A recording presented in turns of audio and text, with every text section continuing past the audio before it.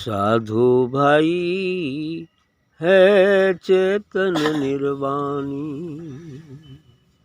साधु भाई है चेतन निर्वाणी। साधु भाई है चेतन निर्वाणी। साधु भाई है चेतन निर्वाणी। अपना आप अपार परमानंद। अपना आप अपार परमानंद। अखंड सुजात अबानी। साधु भाई है चेतन निर्वाणी। साधु भाई है चेतन निर्वाणी। साधु है चेतन निर्वाणी। अपना आप अपार परमानंद। अखंड सुजात वाणी। जगत विकार भास नहीं कोई। जगत विकार भास नहीं कोई। सर्व अध्यास बिलानी। सर्व अध्यास बिलानी। संख्या सूची में रूपता का। संख्या सूची में रूपता का। नाम रूप बिलानी। नाम रूप बिलानी। साधु भाई है चेतन निर्वाणी। साधु भाई है चेतन निर्वाणी। कर्म उपासन भरम रुभाती। कर्म उपासन भरम रुभाती। संशय संदेह कहानी।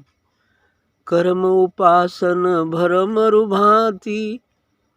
संशय संदेह कहानी। द्वैत अद्वैत आप नहीं अपना। द्वैत अद्वैत आप नहीं अपना। भय सर्व को हानि। साधु भाई है चेतन निर्वाणी। द्वैत अद्वैत आप नहीं अपना। भई सर्व की हानि। साधु भाई है चेतन निर्वाणी। तूला मूला भाव संसारा। तूला मूला भाव संसारा। दृश्य जगत चौखानी। तूला मूला भाव संसारा। दृश्य जगत चौखानी। सबसे न्यारा सब में पूरन। सबसे न्यारा सब में पूरन। निरअक्षर परमानी।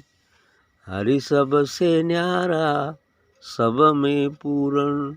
निह अक्षर परमानी। साधु भाई है चेतन निर्वाणी।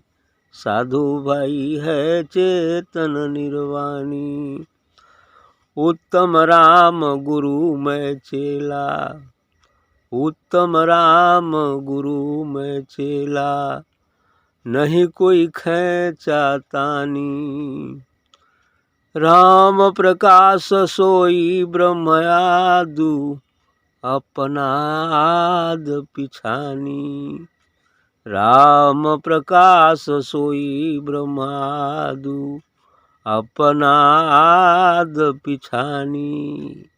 साधु भाई है चेतन निर्वाणी।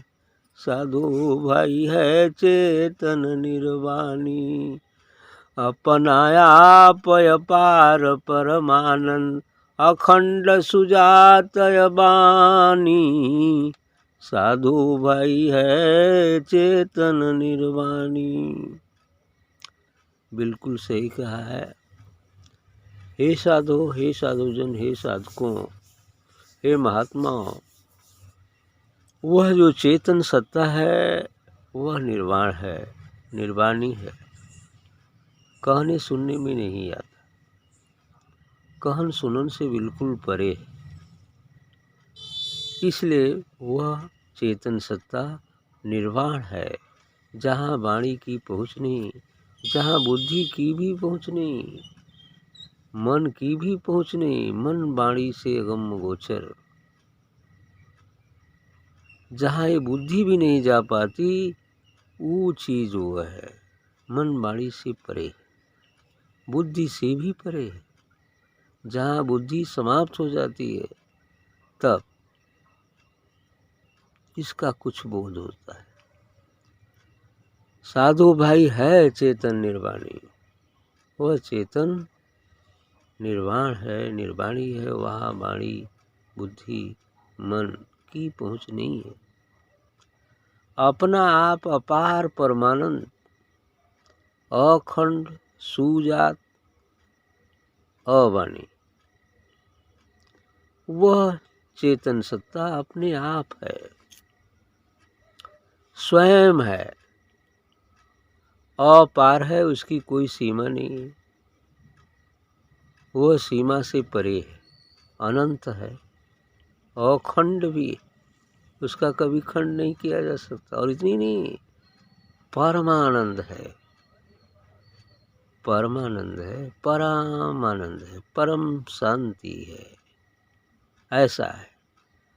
अखंड सुजात अवाणी, वह सुंदर है, जात सुजात अर्थात अति सुंदर, सौम्य है, वो परमानंद है, अखंड है और अवाणी है, वाणी से परे है, अवाणी भी है।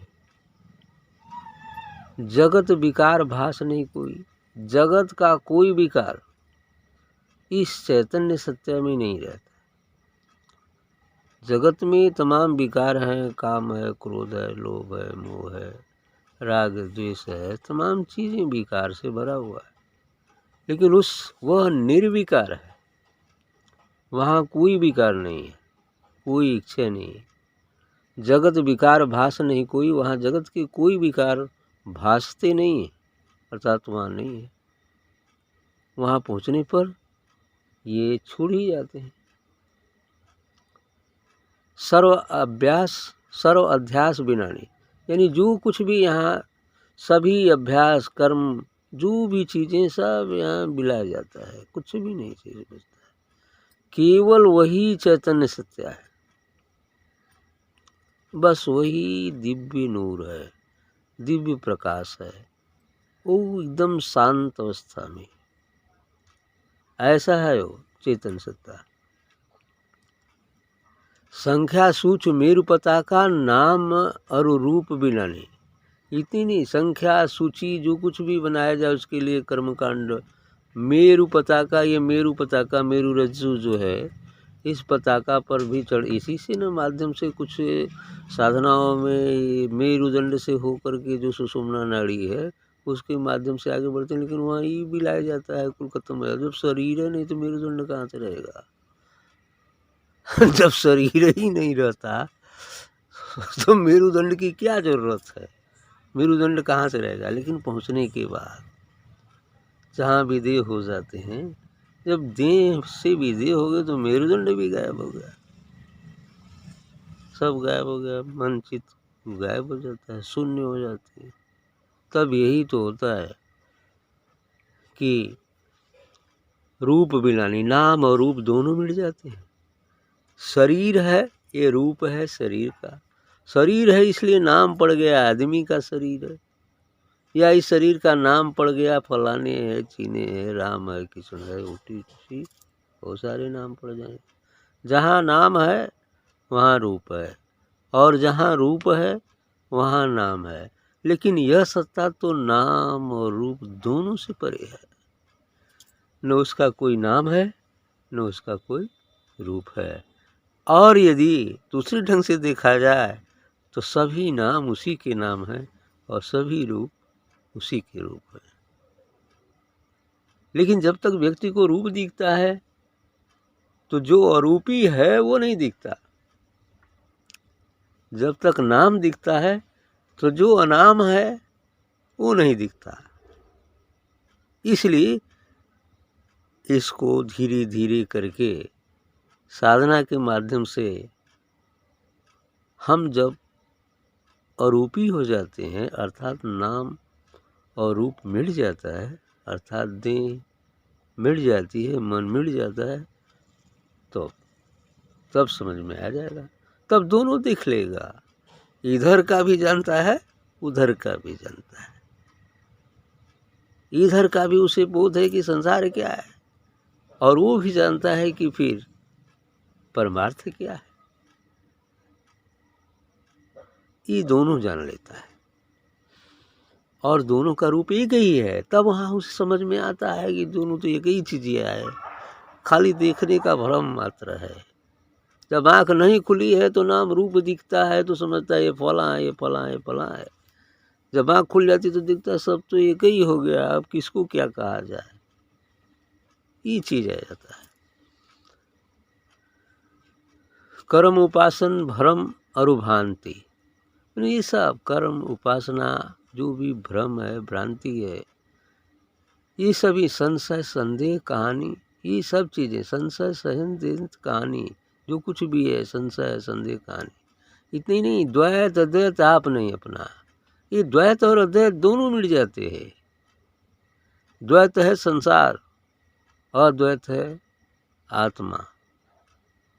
द्वैत में ये नाम और रूप रहता है, अद्वैत में नाम रूप मिटकर आत्मा हो सकता है।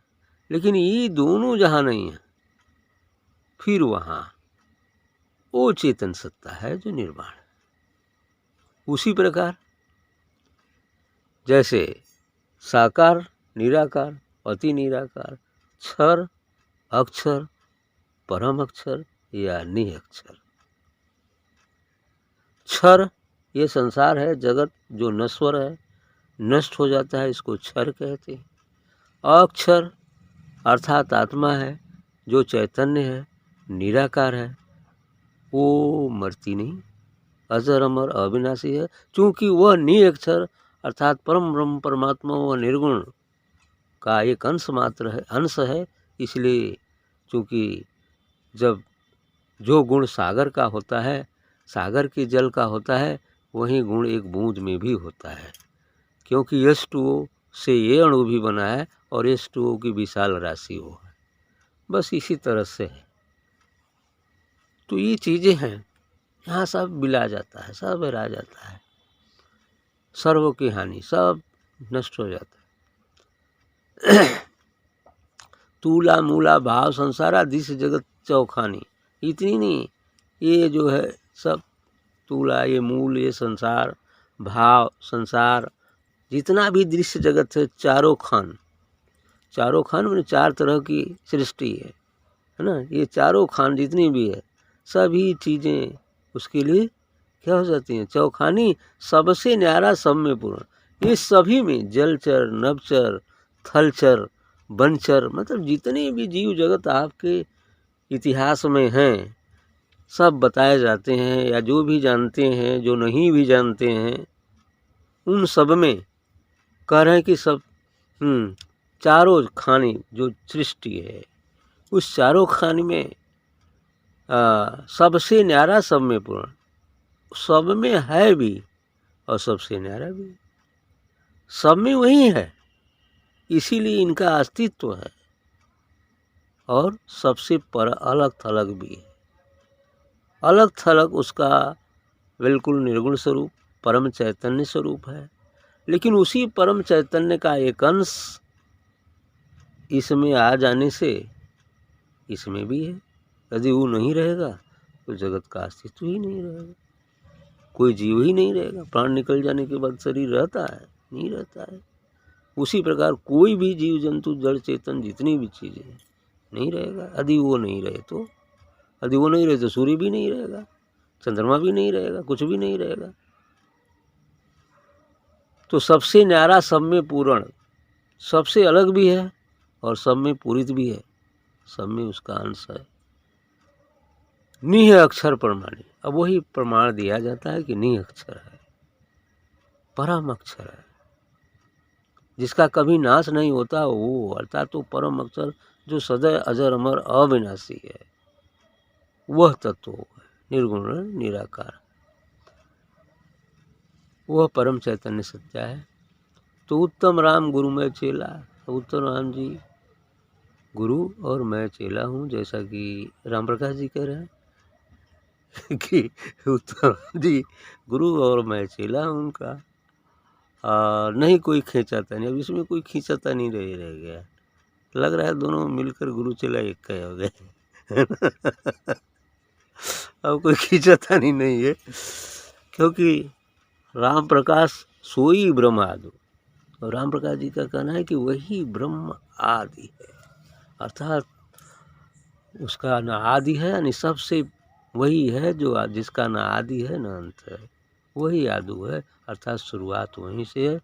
उसी परम चैतन्य सत्ता से एक अंश मात्र से पूरे सृष्टि और अन्य ब्रह्मांडों की रचना हुई। अपना आद पीछा नहीं, लेकिन ये तब होगा जब हम अपना आद पीछे छोड़ दें, अर्थात अपने नाम और रूप को मिटा दें, अर्थात शून्य हो जाए। जब ये पीछे हो जाएगा तब वो आएगा, ई आगे है तो वो पीछे है ना।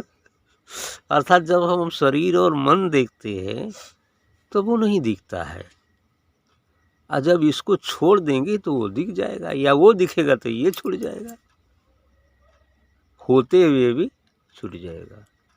ये स्थिति है।